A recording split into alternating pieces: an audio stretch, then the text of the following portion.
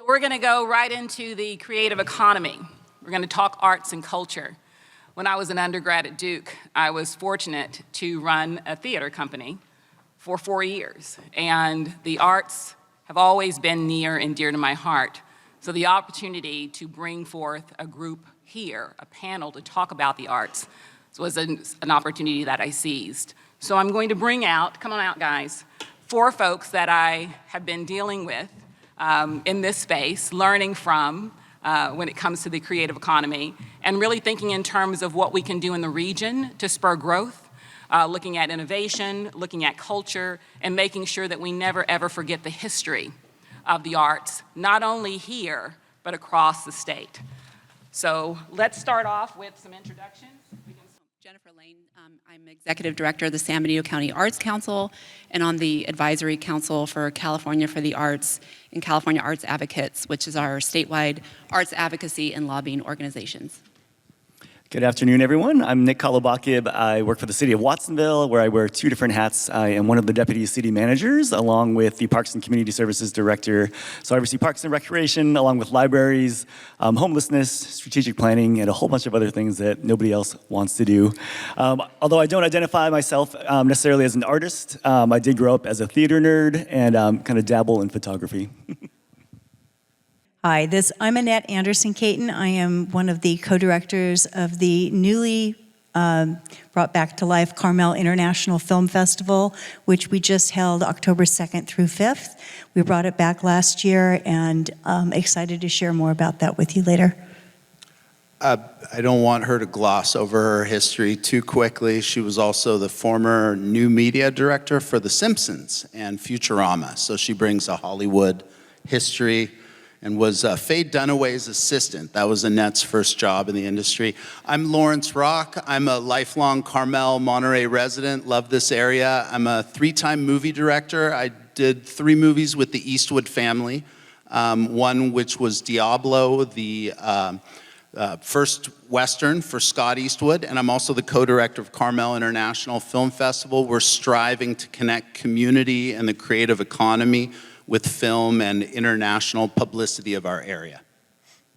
Thank you all for being here. So when we think about arts and culture in California, we often think about LA, but there's so much going on here in the region. Why don't you talk about the history? And I'll let each of you speak about that. Talk about the history of the arts here, what you've experienced, what you know to be your truth, and share that with them here today. Well, if I may, from 1906 to 1924, Carmel by the Sea was the most powerful art colony on the planet. More manuscripts, more artwork, more creative thinking. Great example of that is The Jungle, written by Upton Sinclair, which is where we get our Food and Drug Administration. It was an expose of the meatpacking industry.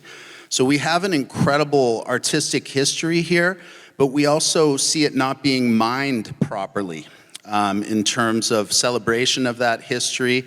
And there are certain touches, like in Monterey County, we've got, John Steinbeck down on the wharf, and we've got the Steinbeck Center. But there's a tremendous amount of history to be mined and to be done for the creative economy to create commerce, both for our local arts and for our local businesses. And so our history here is very rich, very deep, and there's a lot of it to be mined for commerce. If I can just add, in 1897, Thomas Edison's cameramen created 2 of the very first motion pictures, one of them at the Del Monte Hotel in Monterey, and the other film was Surf at Monterey Beach. So that's how far back our creative economy goes here in this region. And then we did find out about 6 months ago that the Carmel International Film Festival was originally started in 1929 by a woman named Mildred Taylor. That is 3 years before the Venice Film Festival, and they claim to be the oldest in the world. So we're still digging into this history, but we have a lot to be proud of here in this part of California. Hello? Okay. I'm going to speak from, I think, that just the perspective of Santa Cruz County and South County, Watsonville in particular. I think, Santa Cruz County, I think, is very well known for kind of its free thinking and arts and so forth. I think we think of ourselves as kind of artists and renegades generally, but the story of South County and Watsonville, I think, has been a little bit different, especially over the past several decades. I think arts in Watsonville has very much been, up until recently, kind of more of an underground type of movement. It's been used to help kind of highlight the stories of the marginalized and kind of help the unseen be more seen. And I think that's becoming more and more apparent in the use of our art in Watsonville in particular, to be able to help tell those stories that haven't been told over many generations.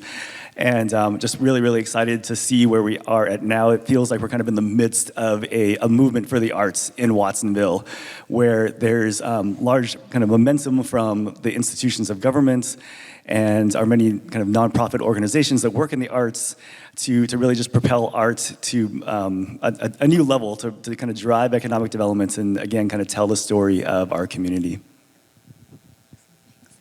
So I can share the perspective from San Benito County, but this really pertains to the region as a whole. We share many traits. So, artistically, we have a predominantly Latinx population, and so we see that showing up in murals, in tattoo art, car culture, the Watsonville Film Festival. We have so many talented, motivated, and passionate artists working in that sphere. Of course, we have beautiful landscape and agriculture, so we see a lot of partnering where arts meet agriculture. We personally, at the San Benito County Arts Council, do culinary art workshops in our county juvenile hall to teach kids those skills around cooking and food preparation and where their food comes from. And then, of course, here on the Central Coast, we share a lot of progressive values. This kind of shows up specifically in the small tri-county community of Aromas, where we have a really close-knit community of, I saw those snaps, ceramic artists, jewelry makers, textile artists that really actively participate in open studios. So those are just some of the ways that we share an affinity and some cultural identity and background. But I also want to point out, too, that our creative economy here is very, very robust. So take it a step out. California, our creative economy represents 8% of the state's GDP, about $3 billion in economic output, and close to 1 million jobs. So it's not just art for art's sake, for beautification, it's also an economic powerhouse. I'll say one last thing, that the counties of Monterey and Santa Cruz have also commissioned what's called this Economic and Prosperity Report from Americans for the Arts. That report shows that in Monterey County, this is mainly coming from nonprofit arts organizations, puts out close to $250 million a year in economic output from nonprofit arts events and festivals, film festivals. And in the city of Santa Cruz, it's about $38 million, and the city of Watsonville, good job, close to $9 million. So it's a major player when it comes to economic prosperity and development. Excellent, thank you. I'm going to turn to Nick now. What made Watsonville decide to embed arts and culture into formal policy? Yeah, I love that question. I think, like I mentioned before, I feel like there really is a lot of momentum behind the arts right now. The arts, I think we're kind of very much secondary for a long, long time, especially when it came to government. It was always something that wasn't necessarily funded and was just kind of a nice to have. I think there's been a transformative paradigm shift in our community thanks to the advocacy of many of our artists and our organizations like the Watsonville Film Festival, the Santa Cruz Arts Council, Pajaro Valley Arts, to really kind of drive the conversation with our decision makers and with our city council to make art a priority because of its ability to drive economy, but also to really help create spaces that are unique and that belong to the community. I think what art does is it puts your community's history and culture kind of at the forefront of your public spaces, and whether it be your parks or your shopping centers or so forth. I mean, I kind of look around the room here, and look at the big mural in the back here. We're in this kind of institutional white room. I mean, there's a great view out the window here, but the mural in the back really kind of helps ground this space and talks and kind of gives you a sense of what has happened here before we're here today. And I think our government leaders have kind of started to come around to think about what that means and how the arts can transform a community and take your community from being kind of Anytown, USA to, Watsonville, California, known for X, Y, and Z through the arts.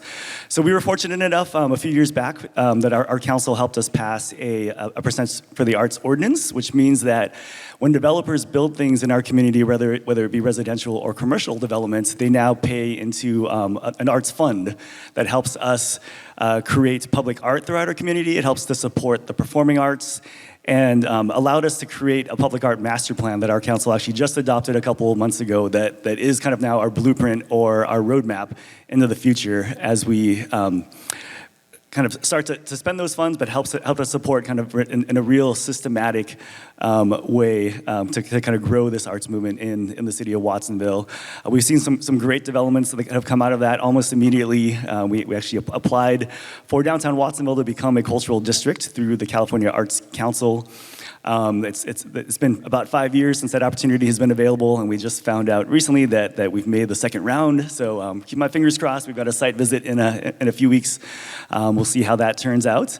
But also just last week, I mean, we have an amazing artist in our community, Kathleen Crocetti. She has worked with the city over the past 5 years to create a monumental mural that covers 12,500 feet of our entire exterior of the downtown parking garage. It's an internationally awarded mural. If you haven't come to see it yet, please come to our downtown and see it and have lunch at one of our wonderful restaurants. But just last week, it was recognized by the California League of Cities and received a Helen Putnam Award. And for those of you who work in municipalities, you'll understand how great of an honor that award is.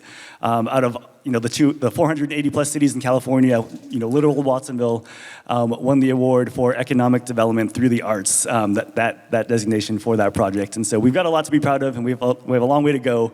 But we're really excited about the movement for the arts in Watsonville. Excellent. It's time to go to Watsonville. It's exciting. Yeah, lots going on there. We're going to stick with policy. Jennifer, I know that you are part of the statewide movement when it comes to the creative economy. So talk a little bit about the state of advocacy right now and what we should be expecting to see moving forward. Yeah, so really exciting development. A couple years ago, Governor Newsom approved $1 million to commission a strategic plan for the state's creative industries.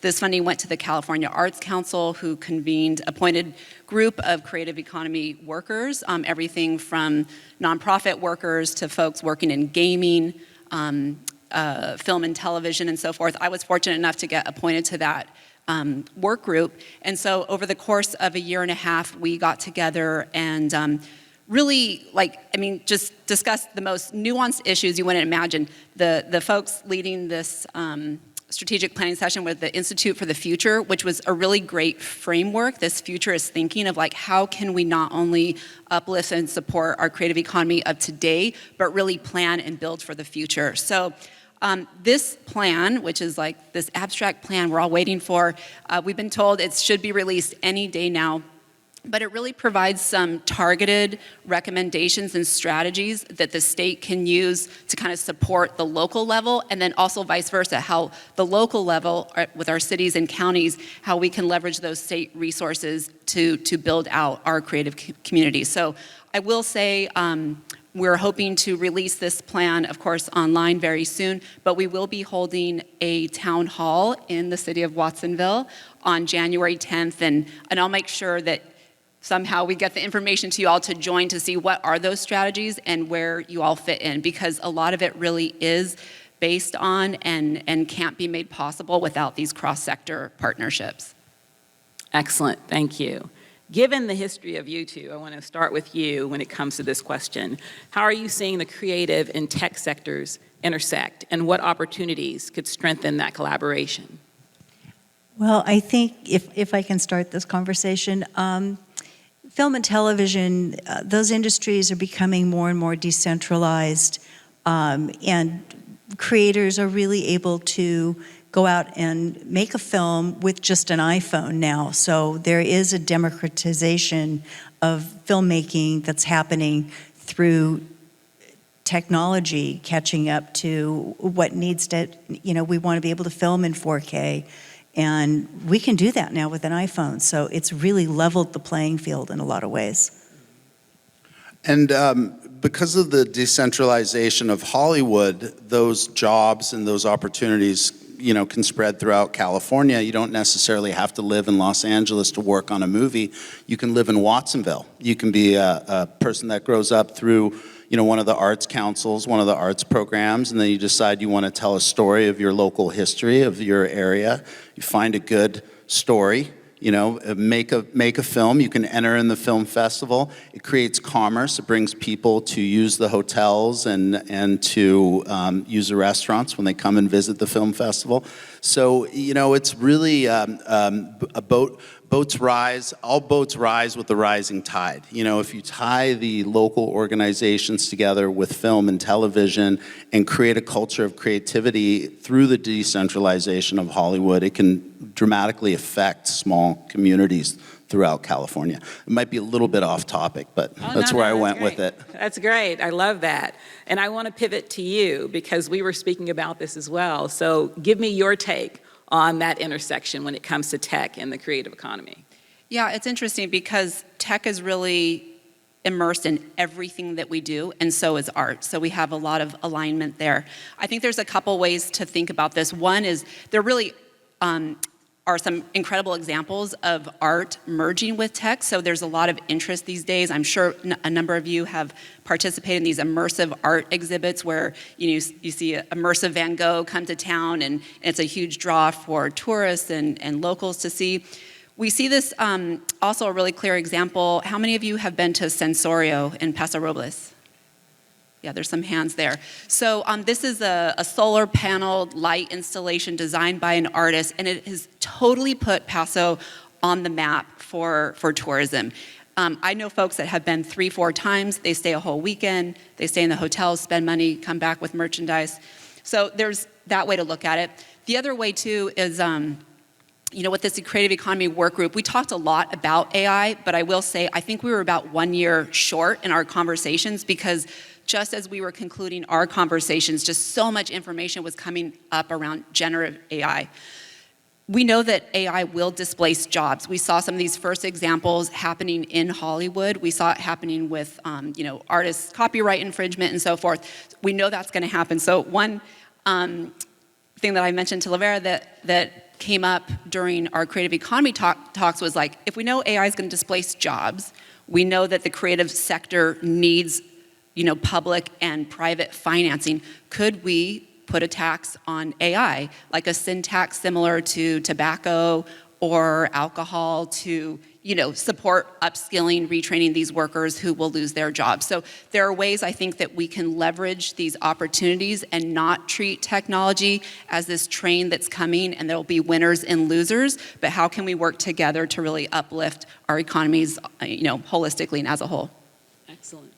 The next question is for you, Nick. How do we ensure that creative growth reflects and benefits the full diversity of the region, artists, youth, and underrepresented communities?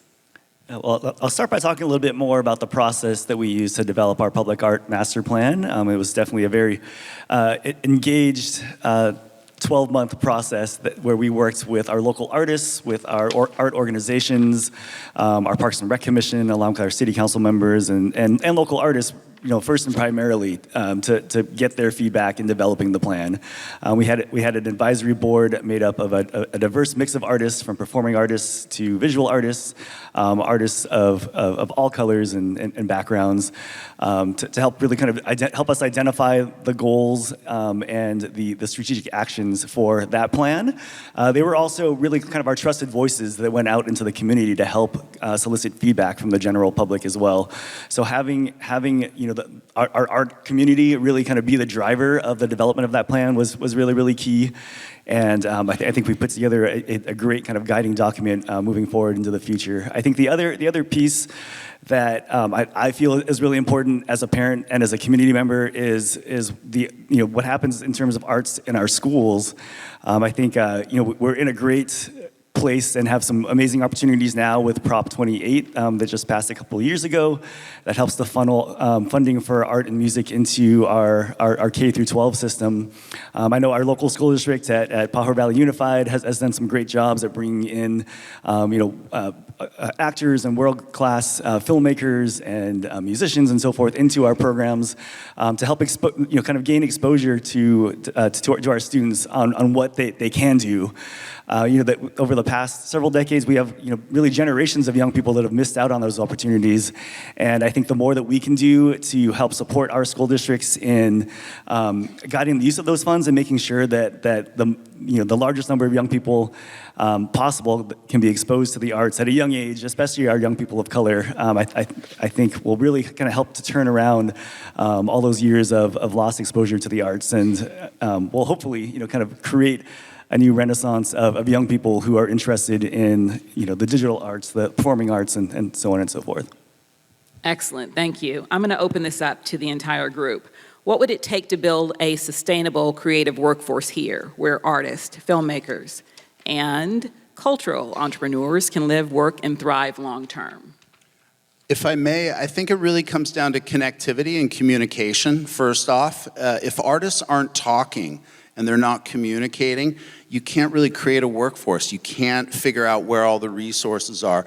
And an area where Annette and I were very successful in starting the Carmel International Film Festivals, we simply started a Facebook group after the pandemic called The Crowd.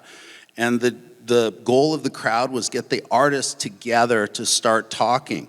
And through that, we've seen housing created, jobs created, careers being revived, and just simply through people communicating and passing on that knowledge. Generally, in all of our communities, I'm sure in Watsonville, you probably have a few Academy Award winners there that are living silently in the hills. They probably would do great talking with the young students, the young film students. So it's connectivity and communication that I really feel helps build a workforce and build the creative economy. Yeah, I can take another policy perspective, which is, historically, arts have been funded through, just real, these one-off grants. And what we actually, the ways in which we are funding, we really outperform. So I'll just give you an example. I gave some numbers early on with the size of California's creative economy. We have the largest creative economy in the nation, and yet California ranks 35th in per capita funding for the arts, below Florida, below a number of other states. So we fund right now currently at 66 cents per person, which is just not enough, and yet we outperform. So we need to rectify that where we see greater public funding, both at the state and the local and county level. Also private investment. From this region, a lot of philanthropists, a lot of private funders will stop at our county lines. They'll stop there in Silicon Valley. We're not south enough to kind of benefit from those Southern California foundations. So we really have a lot to do in terms of increasing resources. And I'll just point out, I think that, what the city of Watsonville did with the % for art is one way to get started.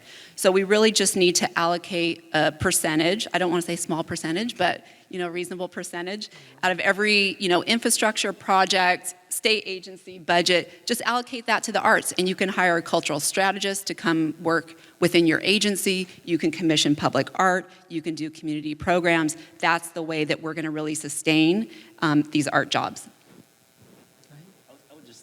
Just add to that and really just ditto that statement. I think the % for the Arts ordinance has been just transformative to our ability to fund art in Watsonville. And if we could do that in every community, every city, every county across the region, it would just be amazing. Kind of short of that, I think what that also does is it not only provides dollars, but it really kind of creates this shift in mindset, and it changes kind of this thinking that art is kind of just secondary and something that's nice to have to that art is something that you have to have, because it then becomes a requirement of development. And having those dollars really just, I think, creates an overall shift in the thinking of our government institutions around the arts overall. But as we kind of work towards that, I think there's lots of kind of other opportunities that I think present themselves to us. I love the regional conversations that we're having today, and I had the opportunity last night to spend that in Monterey. Ran on the Coastal Trail and was just kind of dreaming about what would it look like if we had art that ran along the entire coastal trail, along with the rail trail up in Santa Cruz County, that helped to tell the story of this area through the arts? It could be art on the path itself, or art and sculptures up and down that kind of transformed and morphed as you went from jurisdiction to jurisdiction. But art has kind of that power again to be able to tell that story, and a regional project like that would be, I think, just transformative for this area. Excellent. And I'm going to open this up as well. If you could champion one investment, program, or policy change that would most strengthen the region's creative economy, what would it be and why? Well, it's pretty much what I said before, but I'll give 2 examples. So I was really fortunate to work on a couple Clean California projects the prior 2 years. Some of you might be familiar with this historic investment. It was kind of a get back to work sort of investment coming out of COVID to beautify California's highway systems. What was unique about that legislation is it said we're going to clean up California's roadways and highways, and we're going to use artists to do this. So for the first time, Caltrans, our State Department of Transportation, had funding and had the mandate to hire artists. They hadn't done this before, so they partnered with a lot of us at the local level. I will say there's a county arts council in every one of our counties here. We did that work to say this is how you do it. We worked with Caltrans to hire those artists, and what took place was nothing short of transformative. So I worked on one project in the small town of San Juan Bautista, underpass project. It was about 1.1 million total, and about 10% of that went to the artists. So for 90% of the funding, they did slope paving, some landscaping, and some fencing. But when you go there, that is not what you notice. It is a total immersive art experience, this huge mural that is reflective of the community, and that becomes the destination. So again, this is just another example of how you can allocate a percentage of your budget, of your planning, of your proposal towards the art and completely transform a community, and in some cases, even the original intent of the project.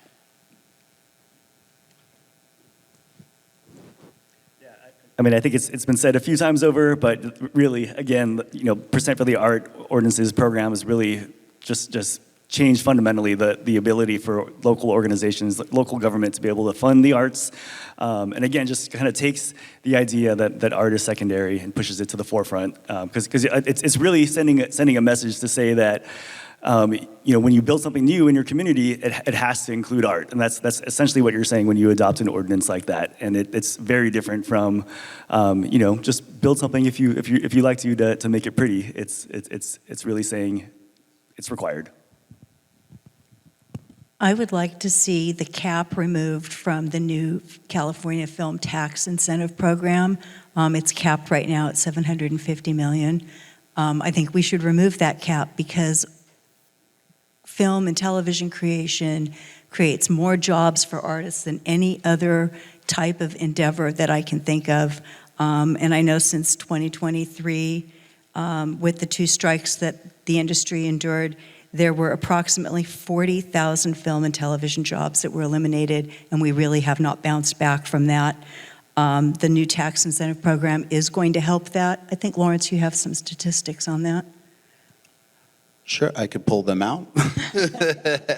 But that's where I see the greatest number of artists being able to come together and work.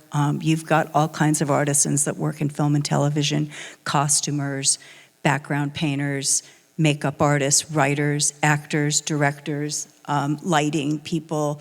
I could go on, but it is really a bunch of artisans that come together to create film and television, and it has a huge impact on our state economy, and it will have a huge impact on the Tri-County area if we can incentivize by using those new tax incentives, by having our areas here support us maybe with an extra 10% tax incentive program to film here through the restaurants and the hotels, to feed crew, to house crew.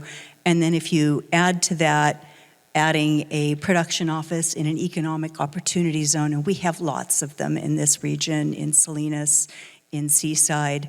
I'm not sure exactly where else, but that adds an extra 5%. King City. in Salinas. In King City. So now, instead of just the 35% tax incentive that we would get through this new California tax incentive program, if you add that extra 10% locally, now you're at 45%. If you add an extra 5% from one of those economic opportunity zones, you're at a 50% tax incentive, and we are competitive with the rest of the world now, and maybe we can stop the runaway production that's affected our industry so badly. Basically, that tax incentive that California has now instituted brings production back into California. In 2014, I wrote, produced, and directed a Western called Diablo, and I shot it for $6 million in Canada.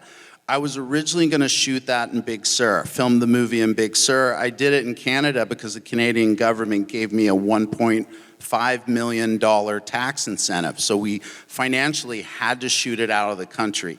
So if we have those opportunities, that $6 million could have been spent in our region, and it would have bought a claim and realization of the beauty of the Central Coast through seeing a beautiful Scott Eastwood Western, shot in Big Sur.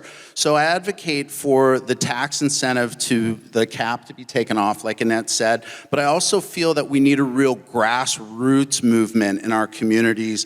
From a young age, our children should know that art does create commerce, that there is a possibility of having a lucrative and healthy lifestyle from pursuing the arts. And I think it's organizations like yours, what you're doing in Watsonville, and then the Arts Council of San Benito County, that's where we get our artisans from.